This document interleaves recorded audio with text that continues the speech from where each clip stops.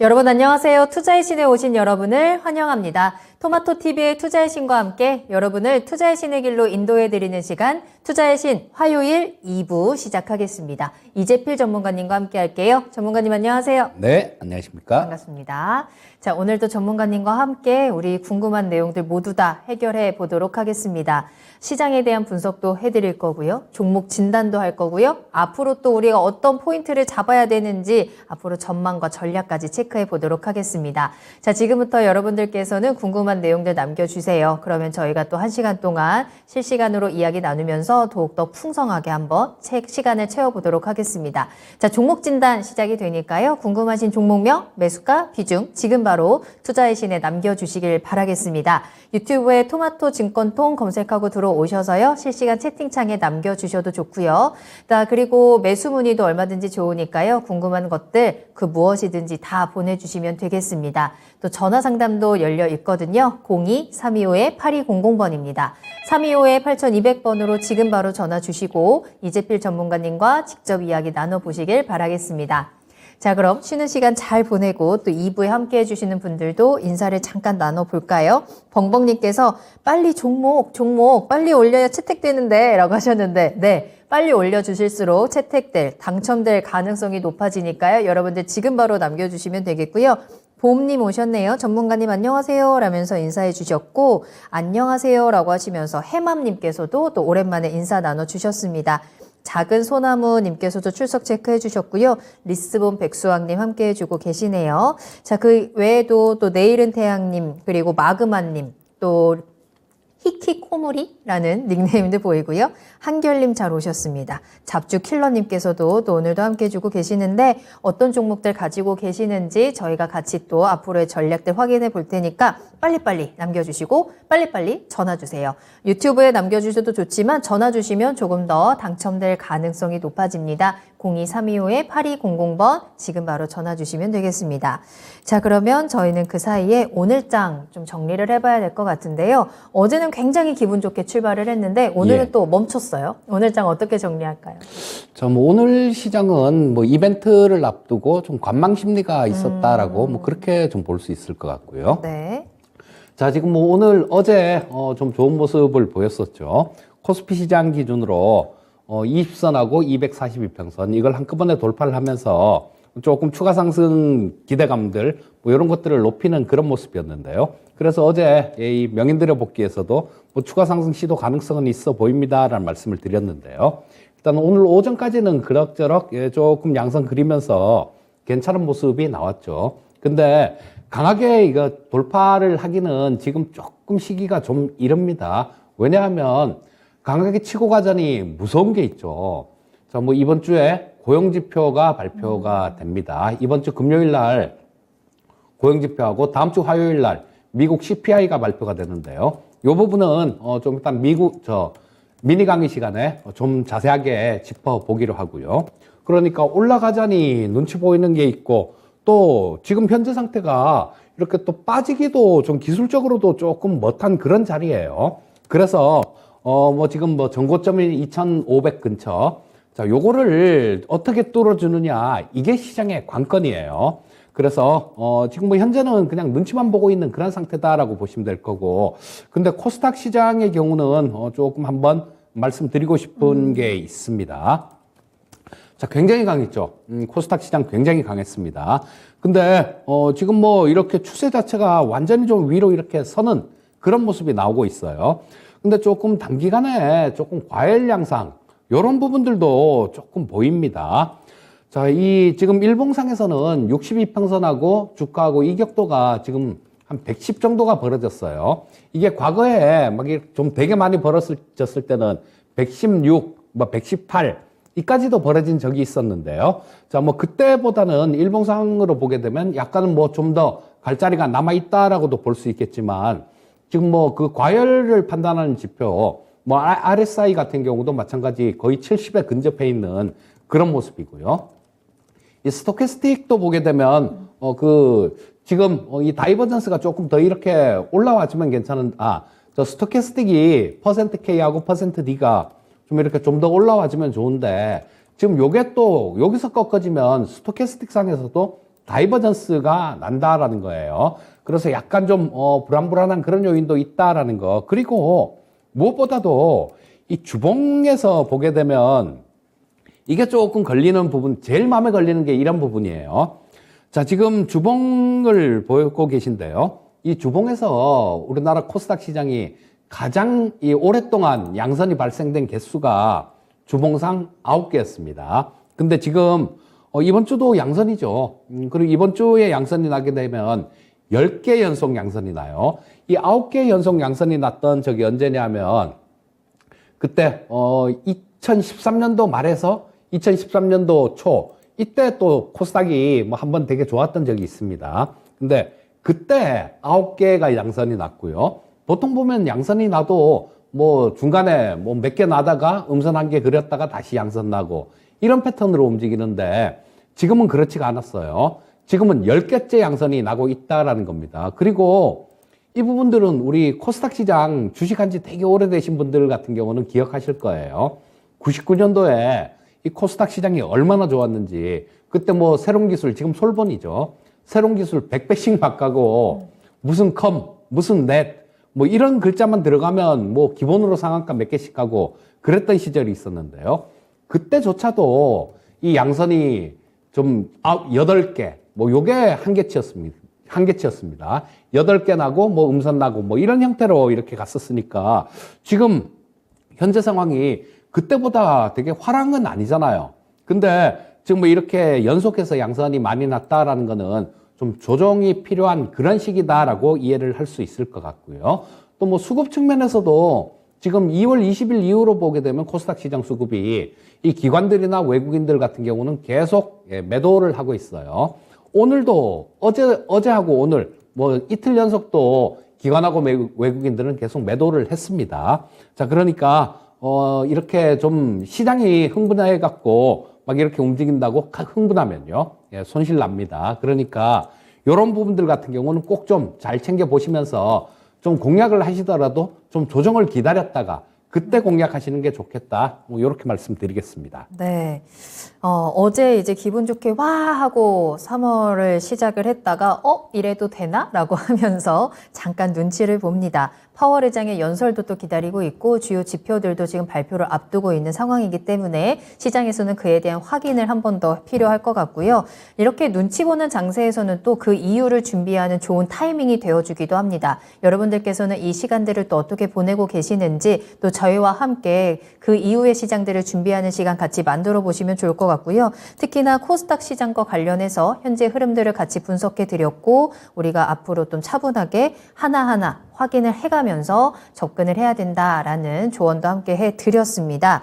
여러분들께서는 앞으로 어떤 종목들로 또 어떤 시장들을 기대하고 계신가요? 자, 지금부터 종목에 대한 이야기, 종목 진단 출발할 테니까요. 궁금하신 내용들 남겨주시길 바라겠습니다. 내가 가지고 있는 종목, 팔고 싶은 종목, 매수하고 싶으신 종목 어느 것이든 좋고요. 종목 상담 남겨주실 때는 종목명, 매수가, 비중 요 세 가지 꼭 같이 남겨주세요. 자, 그리고 전화 상담 02325-8200번도 활짝 열어둘 테니까요. 지금부터 연락 주시면 되겠습니다. 자, 그러면 오늘의 첫 번째 종목 상담 바로 시작을 해보도록 할게요. 전화로 연결하겠습니다. 시청자님 안녕하세요. 네, 안녕하세요. 네, 안녕하세요. 반갑습니다. 네, 감사합니다. 너무나도 기분 좋게 전화를 받아주셔서 저도 좀 밝아지는 기분인데, 자, 어떤 종목이 고민이실까요? STX요. STX, 매수가랑 비중 어떻게 되세요, 일단? 7,500원에 10% 정도 됩니다. 오늘 많이 올랐는데 매수가가 네. 살짝 높으시네요. 네. 어떤 점이 가장 궁금하세요? 수익 나고 나올 수 있는지, 또 밑에서 네. 조금 더 사도 되는 건지, 그게 궁금하네요. 알겠습니다. 이 종목 좀 오랫동안 가지고 계시면서 답답하셨을 텐데 오늘의 요 네. 급등에 이어서 조금 더 수익 볼 수 있는 방법이 있는지 한번 전략 짜볼게요. 이재필 그리고요, 전문가님. 그리고요. 네네. 혹시 상장 폐지되는 회사는 아닌지 그게 궁금하고요. 이 회사에 대한 분석도 한번 같이 전해드릴게요. 네, 전망까지. 알겠습니다. 전문가님과 이야기 나눠보세요. 네. 예, 시청자님 안녕하세요. 네, 안녕하세요. 예, 반갑습니다. 네, 수고하십니다. 저희 STX를 매수를 하실 때 네. 어떤 이유가 있으셨을 것 같은데 뭐 어떤 이유 때문에 이걸 매수를 하셨나요? 매수를 그때 예. 친구가 좋다고 그래가지고. 예, 친구분이, 예, 뭐 그런 경우 많죠. 네. 뭐 저도 예전에 뭐 친구들한테도 주식도 얘기도 하고 또 뭐 저 아무것도 모를 때는 또 얘기도 듣고 그랬으니까 그런 경우가 많은데 일단 이 STX를 매수하신 가격을 보면 뭐 이게 굉장히 오래되셨거나 되게 많이 오래되셨거나 아니면 작년 말 정도 그때가 아닌가 싶은 생각이 들거든요. 네네네. 작년 말 정도에 매수하셨나요? 네네네네. 그때 11월 달에 한번 빵 뜬 적이 있었죠. 11월 네. 달에 상한가 치고 막 난리 난 적이 있었는데 이때 그 제가 고향이 강원도 태백인데요. 그때 네. 태백시하고 이 뭐 희귀광물 관련해 갖고 뭐 그런 프로젝트를 추진한다라는 그런 뉴스가 있었거든요. 네. 근데 뭐 그쪽에 보면 태백 바로 옆에 그 태백산 바로 옆에 뭐 상동 쪽에 보면 그쪽에 뭐 텅스텐 광도 뭐 저 외국계 회사에서도 투자를 한다 뭐 이런 얘기도 있고 막 그랬었고요. 또 그 면산이라고 있는데 그쪽에 보면 또 이 티타늄이요. 이 티타늄은 뭐 이 안경테 같은 것들 이런 것들을 만들고 또 그 우리 임플란트를 하면 그 임플란트를 심는 게 그게 티타늄이거든요. 금속 재료가. 근데 뭐 그런 게 세계적으로 굉장히 희귀한 광물이에요. 근데 그거를 같이 개발한다라는 뭐 그런 얘기가 나오면서 상한가 치고 뭐 그다음 상한가 치고 그다음 날도 이틀 연속 상한가를 쳤었거든요. 근데 뭐 그다음에는 별 얘기가 없어요. 그리고 제가 그 동네를 이렇게 보게 되면 태백을 이렇게 보면요. 지금 광산 개발 뭐 이런 쪽으로는 아직까지는 그렇게 익은 건 아닌 것 같거든요. 그래서 뭐 그 기대감으로 한번 빵 움직였다가 뭐 그런 것들이 가끔 가다가 한 번씩 이렇게 모멘텀으로 작용을 할 수는 있는데 지속적으로 주가에 이렇게 강세로 이어지기는 좀 어렵다라는 생각이에요. 자, 그래서 뭐 오늘 같은 경우도 뭐 상당히 좀 급등한 모습인데 뭐 오늘은 모양은 이쁩니다. 거래량 이렇게 늘어나면서 여기 외국인들이 한 14만 주, 15만 주 정도 매수를 했네요. 그래서 그런 모멘텀들 지금 뭐 2차 전지하고 조금 이렇게 엮이는 그런 측면도 있어요. 이 STX가. 그렇기 때문에 뭐 해외 쪽에 그 니켈광 뭐 이런 거 지분도 좀 갖고 있고 하기 때문에 그런 부분들 때문에 좀 엮이는데 이게 메인 종목은 아니에요. 2차 전지 쪽이. 뭐 어쩌다가 이렇게 한 번씩 모멘텀으로 움직이는 종목이기 때문에 지속적으로 올라온다라고 보기는 어렵고요. 자, 뭐 우리 시청자님 매수하신 가격대 일단 뭐 7,500원이면 이래서 주식을 좀 싸게 매수를 하셔야 되는데 조금 비싸게 매수하셨어요, 시청자님. 네. 자, 일단 지금 뭐 오늘 움직이는 모양 자체는 괜찮은 모습입니다. 이 기술적으로는 뭐 저기 밑에서 122평선 지지 한번 받으면서 튀어 올라온 모습이기 때문에 좀 더 올라갈 자리는 있어 보여요. 근데 요게 내일 바로 이 가격대 6,500원대를 내일 바로 뚫어줘야 돼요.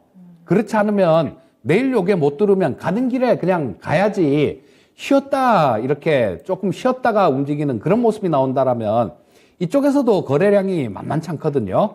여기 보시면 12월 28일 날이요. 그때 6,450원을 찍었는데 그쪽에서도 거래량이 꽤 많이 터졌어요. 여기서 물린 분들 같은 경우는 나 6,500원 근처만 오면 나 팔 거야 이렇게 생각하고 있겠죠. 근데 내일 만약에 저 뭐 오전장에 그냥 바로 뚫어버리면 이 사람들도 좀 매물도 덜 나올 거예요. 하지만 멈칫거리고 뭐 그런 모습이 나오면 매물이 좀 나올 수 있으니까 내일 아침에 그런 부분은 한번 체크를 좀 해보시고요. 일단 1차 저항선은 6,500원 근처 정도가 됩니다. 6,400원에서 6,500원 사이 정도로 보시면 될 거고요. 네. 자, 일단 뭐 기업이 좀 올해 적자가 나고 있어서 상장 폐지는 뭐 그런 부분들까지는 뭐 모르겠지만요. 아닐 것 같지만 일단은 조금 불안한 구석은 있는 그런 기업입니다. 자, 뭐 작년에 영업이익은 한 90억 정도, 재작년이죠. 영업이익은 90억 정도가 흑자가 나긴 났는데 233억 정도 당기순이익은 적자예요. 올해도 마찬가지로 계속해서 당기순이익 같은 경우는 올해는 조금 반대의 경우인데 당기순이익이 한 2억 저 3분기까지는 한 3억 정도 맞네요. 그러니까 많은 것도 아니고 거의 뭐 본전을 했어요. 대신 올해는 영업이익이 또 적자입니다. 자, 일단 뭐 돈을 그렇게 잘 벌지는 못하는 기업이기 때문에 그렇게 쏙 좋게 보기는 힘들어요. 또 지금 이 기업들이나 뭐든 다 마찬가지인 것 같은데요. 자, 우리 금리가 어마어마하게 올랐잖아요. 금리가. 그래서 뭐 지금도 뭐 연준이 또 금리를 뭐 0.25% 정도 올릴 것 같은데, 자, 뭐 금리 인상되는 구간은 계속 이렇게 나올 거예요. 근데 이 STX가 부채 비율이 500%가 넘습니다. 이거는 불안한 회사인 게 맞아요. 뭐 상장 폐지 뭐 그런 부분들은 감사 보고서가 나와 봐야 됩니다. 이게 이 회사의 STX에 감사를 하고 있는 사람들이요. 그 사람들 같은 경우도 다 이렇게 종합을 해서 보고 판단을 하는 거기 때문에 제가 뭐 이 상태에서 이게 상장 폐지가 됩니다, 안 됩니다, 이런 얘기를 말씀드릴 수는 없어요. 뭐 자료도 하나도 못 본 상태거든요, 저는. 알래야 알 수도 없는 문제지만 불안감은 있긴 있는 회사예요. 그래서 그렇게 좀 말씀드리고 싶어요. 아무래도 이 불안한 부분들, 지금 이제 3월 달은 감사 보고서가 한참 나올 시즌입니다. 그러니까 툭툭 터질 수도 있어요. 그리고 이렇게 재무구조 안 좋은 기업들 같은 경우는 어느 날 갑자기 유상증자를 합니다, 이런 공시가 나오는 경우도 자주 있거든요. 그렇게 되면 조금 어려워질 수 있어요. 그래서 뭐 우리 소나기는 피하고 봐라, 그런 얘기를 하죠. 그래서 지금은 감사 보고서가 나오는 시즌이기 때문에 부채 비율이 높은 기업은 불안합니다. 그래서 웬만하면 내일 정도에 한번 정리하시고요. 감사 보고서 나오고 난 다음에 이상 없으면 그때 다시 사더라도 일단 한번 끊어주는 게 좋을 것 같은 생각이 드니까요. 뭐 그 부분 참고하셔서 매매하시면 좋을 것 같습니다. 예, 감사합니다. 네, 불안함을 가지고 있는 종목인 만큼 좀 빠른 대응이 필요할 것 같습니다. 힘내시길 바라겠고요. 너무 갑자기 목소리에 힘이 빠지셨어요. 처음에 인사할 때만 해도 굉장히 밝았는데 괜찮습니다. 이 부분 잘 보내주시고 또 다른 종목들로 계속해서 수익 보시기를 함께 응원할게요.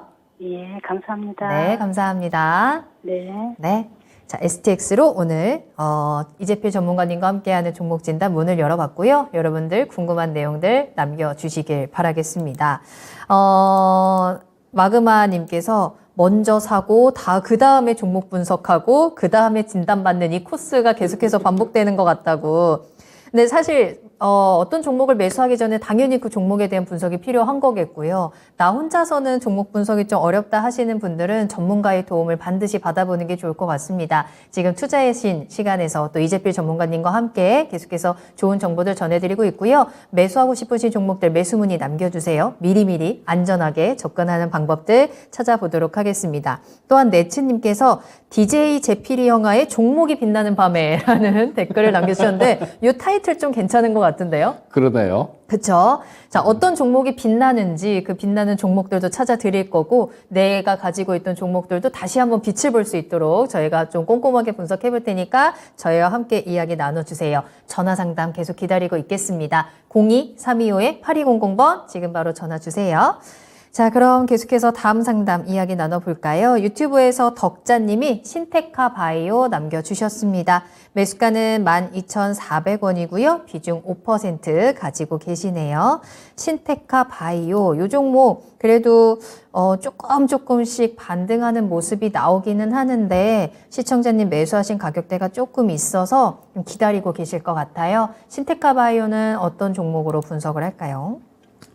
자, 이 신테카 바이오 같은 경우는 작년 정도에는 저도 뭐 상장되고 초반, 뭐 그리고 작년 정도에 좀 그렇게 괜찮게 좀 봤던 종목 중에 하나예요.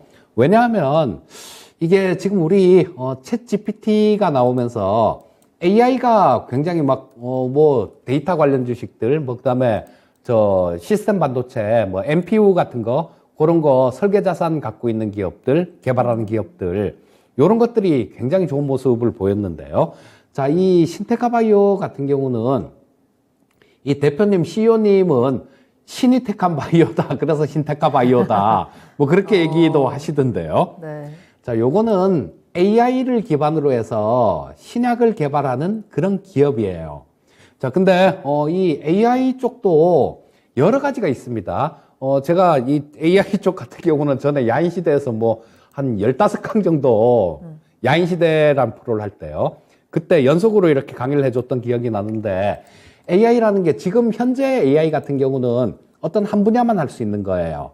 뭐 그러니까 알파고는 바둑을 잘 두는 AI.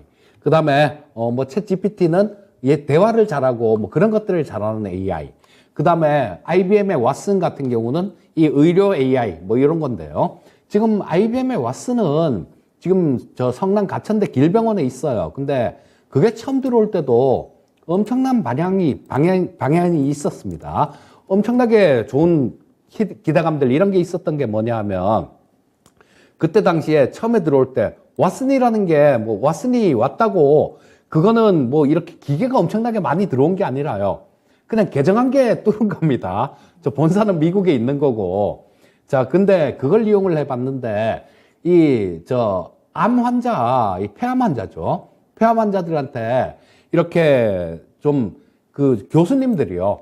교수님들하고 이렇게 좀 이 환자에 대해서 결과를 한번 이렇게 어떤 처방을 내리시겠습니까? 라고 이렇게 했던 그 결과치하고 왓슨이 딱 보고 난 다음 몇 초 만에 내놓은 처방전하고 같았다라는 거예요. 그래서 그때 당시에도 뭐 엄청나게 좀 화제가 많이 되고 그랬는데 AI가 챗 GPT뿐만 아니라 이런 의료 쪽도 마찬가지로 굉장히 크게 도움이 될 거예요.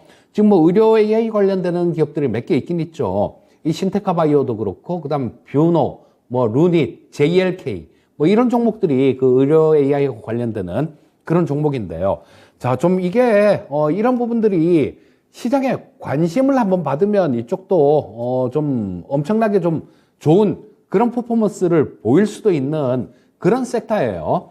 AI라고 그것만 붙었다 그러면 좀 날아가는 그런 모습들을 보이잖아요. 근데 이 의료 쪽 AI가 가장 못 움직인 것 같습니다. 그리고 이 신테카 바이오 같은 경우는 상장된 지가 그렇게 크게 오래된 그런 기업은 아니에요. 2019년도에 상장이 됐고 또 상장될 때 당시에 특례 상장이 됐으니까 뭐 아까 시청자님이 걱정하신 뭐 그런 상장 폐지 이런 부분들에 해당되지는 않을 겁니다. 적자가 누적이 돼도. 자, 그런 부분들이 있기 때문에 좀 차분하게 조금 지켜보시는 게 맞다라는 생각이고요. 일단 여기서 좀 움직이다 보면 지금 뭐 아래에서 저점은 조금씩 높이는 분위기인데 여기에서 지금 거래가 좀 많이 터졌어요. 보시면. 그래서 이 부분은 좀 저항선 역할을 할 겁니다. 올라갈 때마다. 그래서 이 부분 11,770원 이 가격대를 좀 빨리 좀 이렇게 강하게 뚫는 모습이 나와야 되는데 아직까지는 그런 모습은 나오고 있지는 않아요. 자, 그래서 우리 시청자님이 딱 그 가격대 작년에 좀 밀리기 직전 가격대 그 가격대도 뭐 11,000원대 후반 정도 12,000원 초반 정도가 되니까요. 딱 우리 시청자님 매수하신 가격인 것 같습니다. 자, 우리 시청자님 매수하신 가격대를 조금 강하게 좀 돌파를 하게 되면 15,000원 근처 정도? 그 정도까지는 특별하게 무리가 없이 움직일 수도 있습니다. 그리고 이 AI 관련되는 쪽들이 한번 이렇게 좀 시장에 관심을 받으면 무섭게 움직이는 경향이 있으니까요. 일단 지금 현재 상태에서는 좀 보유하면서 조금 지켜볼 필요가 있다라는 생각이에요. 계속해서 뭐 AI 관련되는 그런 재료들은 좀 잠잠해졌다가 다시 생성됐다가 그런 형태로 계속 진행될 겁니다. 자, 그러니까 조금 시간을 좀 두고 보신다라는 기분으로 기다려 보시면 좋겠고요. 보유 의견 말씀드리겠습니다. 국내 AI 신약 개발의 선두주자라고도 할 수 있겠죠. 신테카 바이오, AI 인공지능 섹터 모멘텀들은 계속해서 지금 불이 붙고 있는 상황이기 때문에 조금 더 지켜보자라는 의견 함께 전해드렸고요. 매수가를 뚫어준다면 15,000원까지도 가능성 열려 있다라고 전망을 체크해 봤습니다. 참고를 한번 해보시길 바랄게요. 자, 계속해서 상담 이어가겠습니다. 여러분들 전화와 그리고 유튜브 채팅창 많이 이용해 주시길 바라겠고요. 매수 문의도 많이 남겨주세요. 매도는 예술 나는 똥손님 오랜만에 오셨습니다. 종목도 올려주시면서 똥손은 어디까지나 언제까지나 똥손인 건가요? 라는 댓글 남겨주셨는데 우리 금손으로 만들어야죠. 자, 저희가 같이 도움 드리도록 할 거고요. JSS 최님도 모두 반갑습니다. 다음 종목 바로 볼게요. 히키코모리 님의 종목 콘텐트리 중앙입니다. 오래 가지고 계셨다고 하는데 매수가가 꽤 높으시더라고요. 56,300원이 매수가고요. 비중을 5% 가지고 계세요. 헬프미입니다. 어떻게 해야 되나요? 도와주세요. 라고 남겨주셨어요. 56,000원대이면 정말 오랫동안 가지고 계셨고 종목 주가도 좀 많이 내려왔습니다. 이 종목은 도대체 왜 이렇게까지 내려가기만 하는 걸까 싶기는 해요. 어떻게 해야 될까요? 자, 이거는 이 콘텐츠 중앙 같은 경우는 저 실적 부분들이 되게 좀 안 나옵니다. 이게 뭐 콘텐츠 관련되는 뭐 이런 쪽에서 조금 실적들이 좀 좋아질 법도 하고, 그리고 또 메가박스도 운영하는 그런 기업이거든요. 근데 이 메가박스 같은 경우도 마찬가지로 뭐 재작년 뭐 이때는 좀 이해가 갑니다. 그리고 작년 뭐 한 상반기, 3분기 정도 그때까지는 이해가 가는데 지금 아직까지도 좀 이렇게 뚜렷한 뭐 그런 성과를 내고 있지가 않아요. 아직까지도. 그래서 좀 아마 이 적자가 나는 부분들, 이런 부분들이 좀 어느 정도 해소가 돼야 될 거다라는 그런 생각이 드는데요. 아직까지는 그런 모습들은 보이지 않고 있습니다. 자, 여기 보시면 재무제표를 한번 살펴보시면 2020년도에 588억 정도 적자가 났죠. 영업이익 기준으로. 그리고 2021년도도 마찬가지 500억대, 574억 정도 영업이익 적자가 났습니다. 그 작년에도 687억 정도 적자가 났네요. 자, 그래서 이 실적이 개선될 그 기미를 보이지가 않는다라는 겁니다. 그리고 이게 매출이 이렇게 많이 늘면서 영업이익 부분들이 적자가 늘어난다는 거는 뭐 한두 해 정도는 이렇게 될 수가 있어요. 이렇게 될 수도 있는데, 왜냐하면 뭐 다른 데 투자를 좀 많이 했다든가 뭐 이런 부분들이 있으면 적자 날 수도 있는 거죠. 근데 계속해서 이게 적자가 나고 있고, 뭐 가끔 뭐 기대감 같은 것들, 이런 것들은 뭐 있는 그런 기업이기도 합니다. 자, 이거 전에 수리남이라는 그 드라마 있었잖아요. 그거 이 콘텐츠 중앙 자회사죠. 이 자회사가 저거 만든 수리남 만든 기업 그 100% 지분을 보유하고 있다라는 뭐 그런 부분들 때문에 조금 잠깐 좋았던 뭐 그런 적도 있었습니다. 근데 뭐 그러고 난 이후에는 특별한 모습은 보이질 않고 있어요. 또 지금 조금 제가 요즘 종목 상담할 때 이 부채 비율을 좀 많이 보는데요. 왜냐하면 뭐 작년부터 부채 비율을 좀 이렇게 많이 좀 봐드렸던 그런 기억이 많은데, 왜냐하면 금리가 올라오잖아요. 금리가 강하게 이렇게 많이 올라오고 고금리 상태가 되면 이 부채 비율이 높은 기업들 같은 경우는 당연히 되게 부담이 커지는 겁니다. 이 콘텐츠 중앙 같은 경우도 부채 비율이 만만치가 않아요. 작년 이게 3분기네요.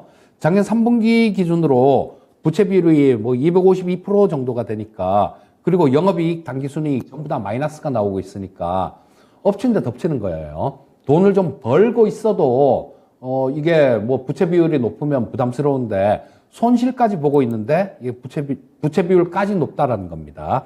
그래서 이거는 지금까지 좀 정리를 못하고 보유를 하고 계셨다라면, 글쎄요, 뭐 좀 반등 시에 제가 의견을 드리기는, 반등 시에 어느 정도 올라오면 손절하십사는 그런 의견을 좀 드리고 싶은데요. 자, 일단 기술적으로 보이는 데까지 봐드리겠습니다. 뭐 간혹 뭐 이 또 드라마가 하나 또 성공하면 반짝하는 그런 경우도 없지 않아 있을 수는 있겠죠. 근데 지금 아직까지 당장은 그런 모습은 안 나오고 있습니다. 수급 측면도 기관 외국인들 다 팔고 있어요.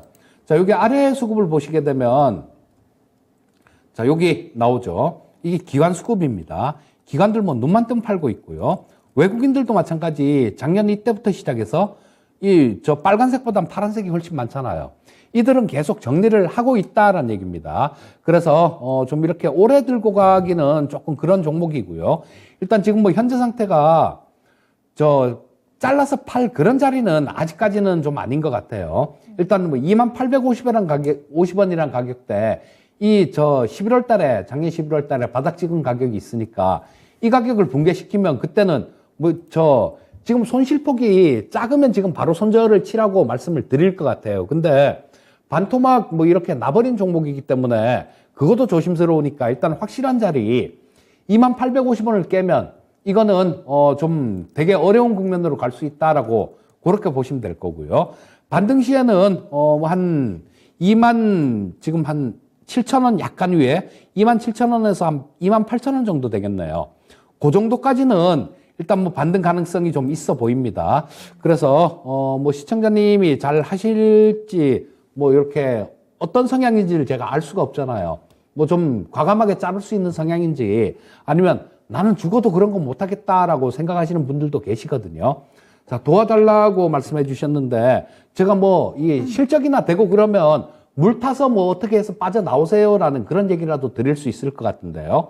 그런 부분들이 안 되기 때문에 그런 말씀도 못 드릴 것 같아요. 만 28,000원 정도 반등 나오면 거기는 저항을 받을 거다라고 말씀드리고 싶고요. 아래로는 2850원 깨면 조금 위험스럽다. 이렇게 정리해 말씀드리겠습니다. 콘텐츠리 중앙 올려주신 히키코모리님께서 울고 계세요. 그래도 감사합니다라는 인사 같이 남겨주셨는데 드라마는 그래도 좀 흥행을 하는 것 같은데 콘텐츠리 중앙의 실적은 아직까지는 회복세를 뚜렷하게 보여주지 않고 있어서 투자자 입장에서는 답답할 수밖에 없습니다. 실적이 좀 잘 받쳐줘야 그래도 어떻게 좀 대응할 수 있는 방법들을 좀 길게라도 찾아볼 텐데 지금 시점에서는 그 부분도 쉽지 않다라는 부분 알려드렸고요. 아래쪽으로는 2850원 이탈 시 손절이고요. 27,000원 정도까지 반등에 대한 가능성 확인해 주셨습니다. 힘내시길 바랄게요. 자, 계속해서 상담 이어가겠습니다. 여러분들께서는 종목명 매수가 비중 계속 남겨주시길 바라겠고요. 다음 상담 저희 전화로 이야기 나눠볼게요. 시청자님 안녕하세요. 네, 안녕하세요. 네, 안녕하세요. 반갑습니다. 네. 자, 어떤 종목 궁금하실까요? 줌인터넷이요. 네, 매수가랑 비중 어떻게 되세요? 20%요. 비중 20% 가지고 계시고 네. 매수 단가 어떻게 되시나요? 4,935원. 4,985원이요. 4,985원이에요? 네. 알겠습니다. 매수하신 지는 얼마나 되신 거예요? 한 달 넘은 것 같아요. 한 달 넘으셨어요. 그럼 요 상승할 때 같이 좀 잡으셨을까요? 그랬던 것 같아요. 그랬는데 지금 고점에서 좀 꺾여 내려오니까 네. 지금 타이밍을 좀 놓치신 것 같아요. 어떤 점이 가장 궁금하세요? 이게 손절을 해야 될지 아니면 또 가지고 있어야 될지 잘 모르겠어요. 알겠습니다. 워낙에 또 올해 초에 급하게 올라왔던 종목이어서 지금 조정을 좀 받고 있는 상황인데 다시 한번 좀 대응할 수 있는 그 구간이 나올지 타이밍 체크해 보겠습니다. 전문가님과 이야기 나눠보세요. 네. 예, 시청자님 네, 안녕하세요. 안녕하세요. 예, 반갑습니다. 왜 그렇게 쫓아가셨어요, 주식을? 그러게요. 이게 하여튼 주식을 하다 보면 그런 경우가 많아요. 뭐 어떤 때는 뭐 한참 뭐 이렇게 매매를 하다 보면 이거 내가 왜 샀지? 라고 생각될 때도 있고 또 심지어는 저도 옛날에는 정말 많이 치고받고 했던 그런 기억이 있거든요. 하루 종일 치고받고 막 이렇게 하다 보면 나중에는 오후장이 이렇게 되잖아요. 오후에 장 끝나고 보면 내가 오늘 뭘 사고 팔았더라? 그것도 기억이 안 날 때가 있는데 그 되게 안 좋은 거고 또 쫓아다니는 매매 이런 거 되게 안 좋은 겁니다. 자, 우리 주식 투자도 장사하고 똑같다 생각하시면 돼요. 우리 장사를 할 때 최대한 뭐 원료나 원재료나 이런 것들을 싸게 살려고 하잖아요. 물건을 도매로 받아서 소매로 팔 때도 마찬가지로 싸게 사서 비싸게 팔려고 하는 그런 거잖아요. 그렇게 해야 돈이 남는 건데 이 주식 같은 경우는 어떻게 된 게 되게 참 묘해요. 저도 그 심리는 압니다. 올라가야 주식을 사고 싶어져요. 뭐 남들이 또 벌었다 그래야 주식을 하고 싶어지고. 근데 실상은 좀 이렇게 왔다 갔다 할 때 이렇게 쫓아다니는 그런 매매를 해갖고는 거의 답이 나오는 경우가 뭐 잠깐은 먹을 수 있겠죠. 근데 결과적으로 나중에 가면 잃는 경우가 거의 대부분이었습니다. 아주 특이한 경우 빼고는 손해를 봐요. 그래서 시청자님 다음부터는 조금 쫓아가는 매매 그런 건 자제하시고요. 일단 이 줌인터넷 같은 경우는 과거에 이때 좀 좋았던 적이 있었죠. 자, 이때 코로나 팬데믹 지나고 난 다음에 상당히 거래량이 이렇게 급등하면서 좋은 모습이 있었는데 자, 요런 것들은 그 재택근무 요런 것들로 인해 갖고 좀 수혜를 받은 그런 부분들도 있습니다. 그리고 이 줌이라는 포털 사이트를 운영하기 때문에 저 빅데이터 관련주 뭐 이런 것들도 이런 걸로 엮으려면 엮을 수 있어요. 근데 아직까지 그런 쪽으로는 엮이지 않는 모습이고요. 자, 그래서 뭐 조금 지금 뭐 중간에 좀 이렇게 어느 정도 올라온 상태에서 조정을 좀 이렇게 받았기 때문에 추가로 뭐 이렇게 하락하는 그런 자리는 그렇게 폭은 그렇게 크지는 않을 것 같아요. 자, 지금 이 62평선 하락하고 있는 62평선 그게 4,274원 정도에 있는데 조금 조정을 받더라도 그 정도에서는 아마 4,300원 근처 정도 그쯤에서는 지지를 받을 수 있을 것 같습니다. 그러고 난 다음에 조금 반등 시도가 있을 것 같은데 뭐 반등이 나오면 4,000원대 후반 정도 우리 시청자님 꼭 우리 시청자님 매수하신 가격은 아니더라도요. 자, 뭐 꼭 근처 정도까지 네. 14,800원이나 뭐 그쯤 정도까지는 반등이 나올 수 있을 것 같거든요. 그러니까 그 정도까지 반등이 나오면요. 일단 빠져나오셨다가 다른 쪽들 뭐 이렇게 보면 지금 실적들 되게 좋아질 걸로 보이는데 주가 되게 못 움직이는 그런 종목들 지금 꽤 있거든요. 그러니까 그런 쪽으로 조금 보셨으면 좋을 것 같고요. 자, 현재 상태에서는 일단 보유를 조금 해보시고요. 바로 아래 조금 아래에 지지받을 자리가 있어서 말씀드리는 겁니다. 그래서 일단 뭐 올라오면 4,800원 정도 그쯤에서 정리하시고 이게 또 만약에 이 올라오고 있는 62평선 4,274원 정도에 있거든요. 근데 이 가격을 또 이렇게 무너뜨리면 그때는 조금 곤란해질 수 있어요. 그러니까 뭐 74원은 이렇게 떼버리고 한 4,200원 정도를 저 기준으로 하셔갖고 그거 밑으로 만약에 떨어지게 되면 그때는 한번 손절을 감행을 하시는 게 맞을 것 같아요. 그렇게 하시고 올라오면 아까 말씀드린 대로 뭐 4,800원 정도 그 정도에서 정리하면 될 것 같습니다. 네. 네, 그래도 손실을 감사합니다. 크게 줄여낼 수 있으니까 너무 다행입니다. 매수가 근처에서 가까이 올라오면 한번 매도 타이밍 잡아보시길 바라겠고요. 추가적으로 궁금한 부분 더 있으실까요? 아니요, 감사합니다. 네, 별려간 감사합니다. 팬입니다. 네, 계속해서 네, 함께 감사합니다. 해주세요. 네. 네. 자, 이렇게 또 줌 인터넷으로 오늘의 전화 상담도 나눠봤습니다. 여러분들 전화 주세요. 오늘따라 밝게 전화 시작해서 약간 실망으로 마무리를 하시는 것 같은데, 자, 그래도 이렇게 조언을 또 들어야 내 종목을 또 빠르게 대응을 하고 그 부분들을 또 다른 수익으로 채워갈 수 있을 겁니다. 오늘의 실망은 내일의 수익으로 저희가 같이 또 체크를 또 해볼 테니까 궁금한 내용들 많이 남겨주시고 전화도 많이 보내주세요. 02-325-8200번 계속 열어두겠습니다. 자, 저희 다음 종목 이제 또 상담을 해야 되는데요. 똥손에 대한 AS를 한번 해볼까요? 매도는 예술, 나는 똥손님의 종목입니다. 유진테크 살펴보겠습니다. 44,050원에 매수를 하셨고 10% 가지고 계세요. 똥손은 언제까지나 똥손이죠? 라는 댓글이 너무나도 와닿았는데 그럴 것도 한 게 지금 이 유진테크의 주가가 워낙에 또 많이 내려와 있고 손실도 크신 상황입니다. 유진테크 어떻게 대응을 해야 될까요? 자, 이 유진테크도 그 전에 굉장히 많이 올라왔던 종목이에요.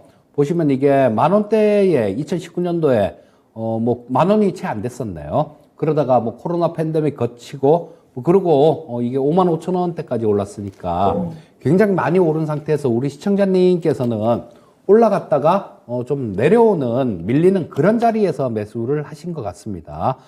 자, 지금 뭐 이 4만 원이란 가격, 4만 4천 원이란 가격들을 회복하기는 그렇게 쉽지는 않아 보이는 그런 상황인데요.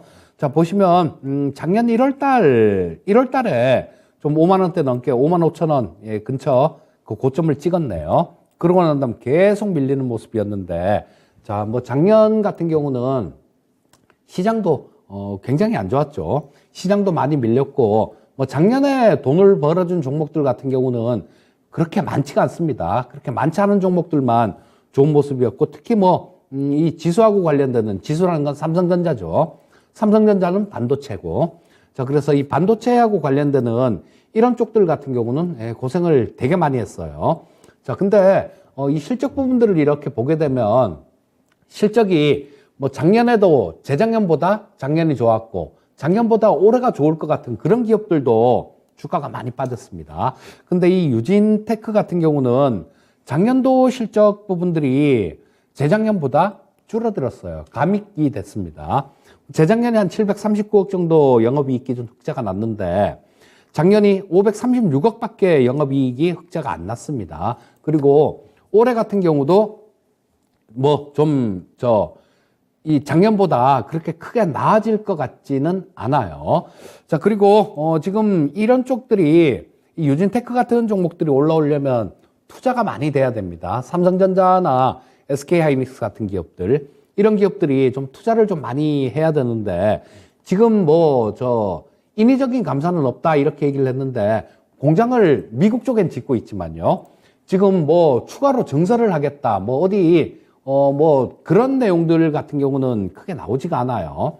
그래서 당분간 이 유진테크 같은 경우는 그렇게 강한 탄력을 받기는 조금 어려워 보이는 그런 모습이다라고 볼 수 있을 것 같고요.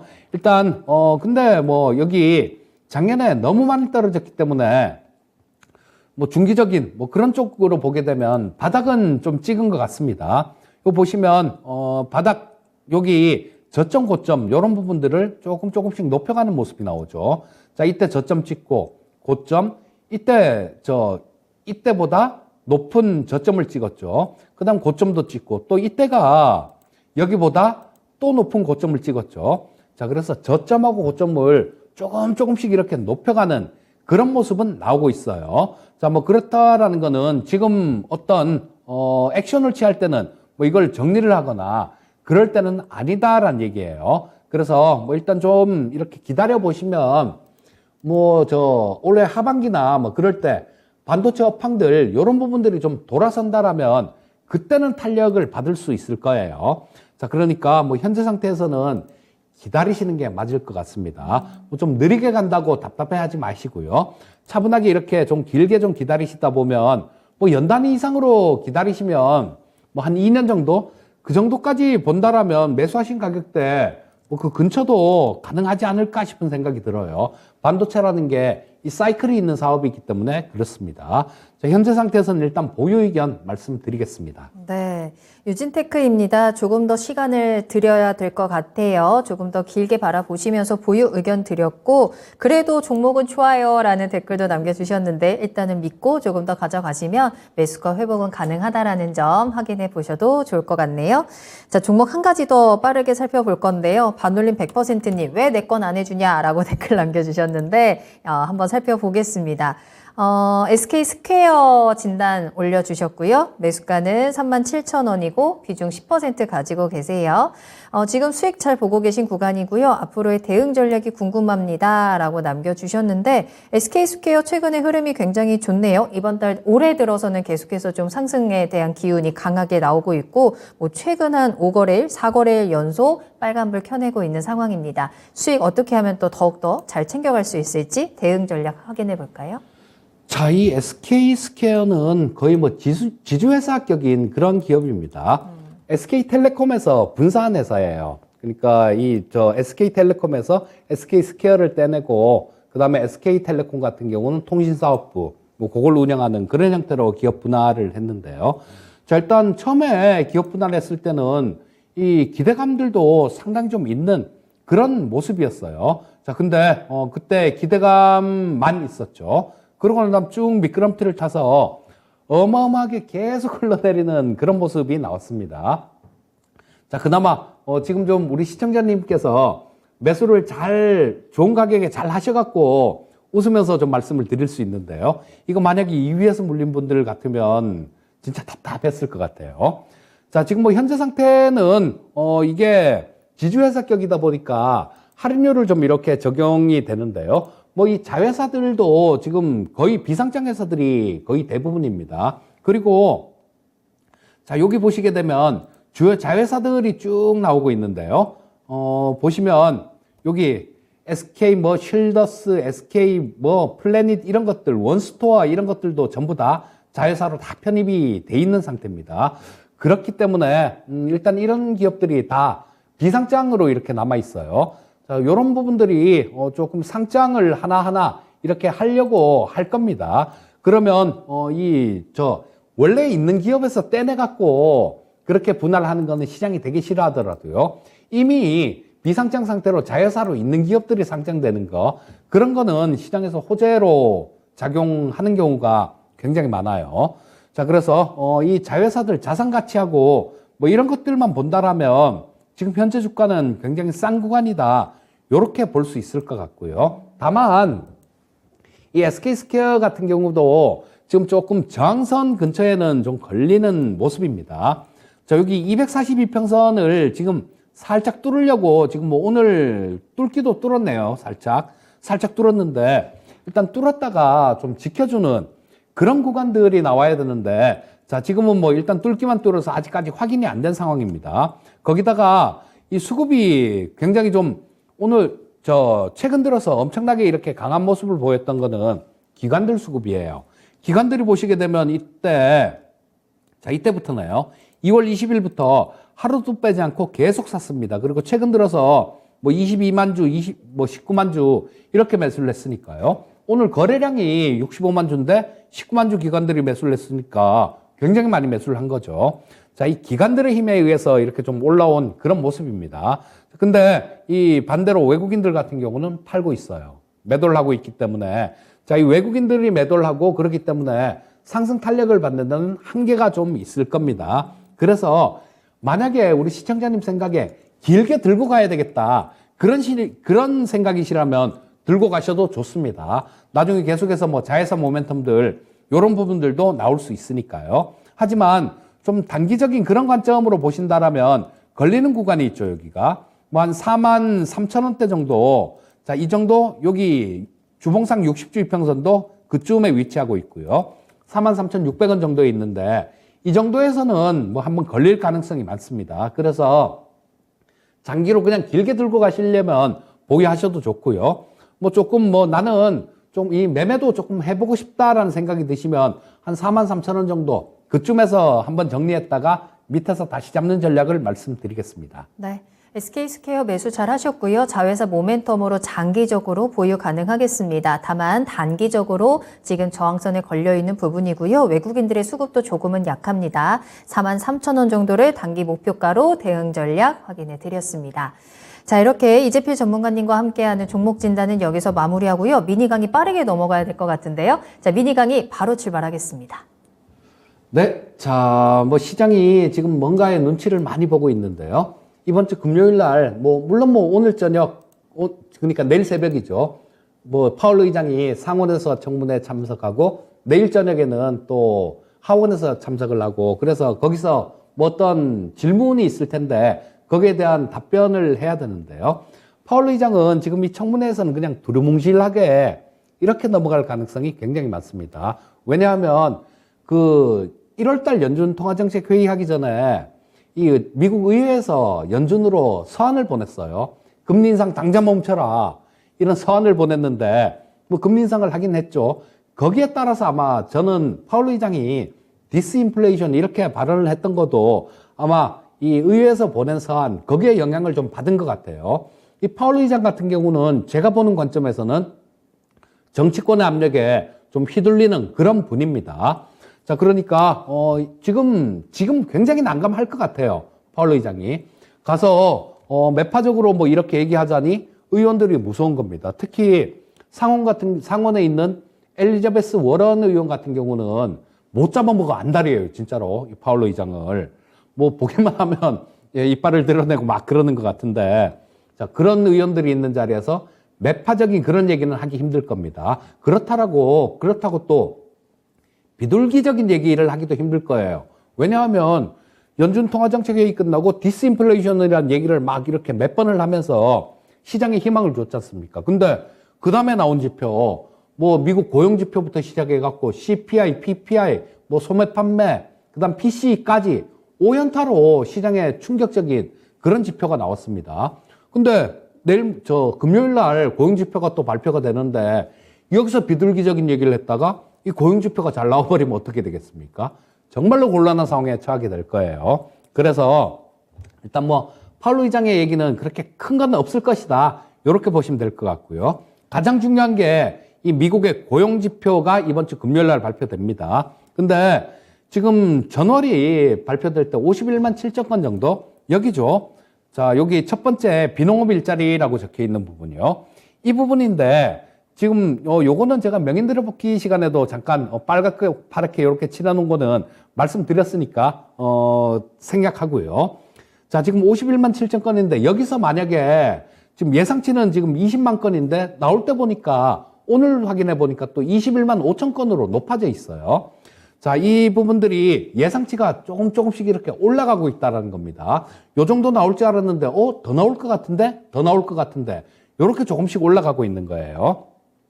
자, 근데 이게 만약에 뭐 30만 건 이상이 이렇게 나와버리면 20만 건대 정도는 여기 보시면 그 전에 10, 11, 12, 여기 20만 건대 있었지 않습니까? 그러니까, 고용도 조금 둔화가 되긴 되는구나라고 해석을 할 수 있는데요. 만약에 뭐 30만 건 이상 이렇게 나와버리면 10, 11, 12월 달에 나온 고용지표 이 부분도 무용지물이 돼버립니다. 그러니까 그리고 또 지금 1월 달 같은 경우는 그런 부분들도 있었을 거예요.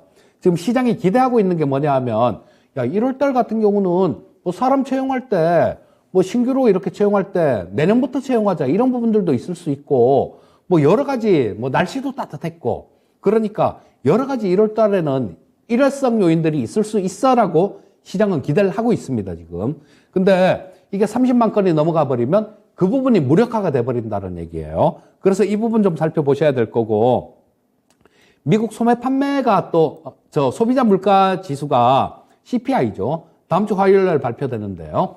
자, 이 중요한 게 뭐냐 하면, 이번 주가 지나고, 다음 주에 발표가 되면요. 그 다음 주에는 연준 통화정책회의가 있는 그 주입니다. 자, 이 연준 위원들 같은 경우는 그 전주부터는 얘기를 못하죠. 공식 특성에서 얘기를 연설이나 발언을 못하게 돼 있습니다. 그렇게 되니까 이 CPI가 나올 때쯤 되면 연준 위원들 같은 경우는 입을 닫아야 되는 그런 시점이라는 거예요. 자, 그래서 이 CPI 물가가 이 CPI하고 소매 판매 이런 부분들이 이번 연준에 분명히 영향을 줄 겁니다. 지금 이런 부분들 때문에 그래요.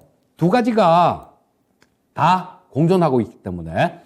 자, 2022년 12월 달까지는 물가 하락에 대한 기대감은 있었습니다. 팍팍팍 떨어졌으니까요. 근데 1월 달에 그 기대감이 우려감으로 바뀌어 버렸죠. 왜냐하면 뭐 고용지표 잘 나오고 뭐 이 물가지표 이렇게 올라가다 보니까. 근데 지금 아까 말씀드렸듯이 1월 달이 일시적인 현상이다라는 그런 기대감이 있어요.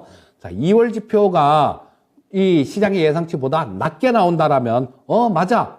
1월 달은 일시적인 거였어. 물가 하락은 계속 이어지고, 연준은 그렇게 매파적이지 않을 거야 라고 해석을 할 수 있는 부분들이 있으나, 2월 달이 만약에 좀 높게 나와버리면요. 야, 이거는 1월 달이 일시적인 게 아니었구나라는 그런 심리들이 작동되면서 굉장히 시장은 어지러워질 가능성이 많습니다. 그래서 일단 뭐 지금 현재 상황에서는 시청자님들 계좌에 어느 정도 약간의 좀 현금은 필요합니다. 현금 조금 보유를 하시고 그러고 난 다음에 좀 이 지표를 확인하고 투자를 하는 전략을 말씀드리도록 하겠습니다. 네. 자, 여러 가지 또 이슈들이 기다리고 있는 3월 또 우리가 어떤 준비를 해야 되는지 미니 강의를 통해서 또 꿀팁을 전해드렸으니까요. 참고해 보시길 바라겠고요. 이재필 전문가님과는 여기서 먼저 인사드리겠습니다. 오늘 감사합니다. 예, 감사합니다.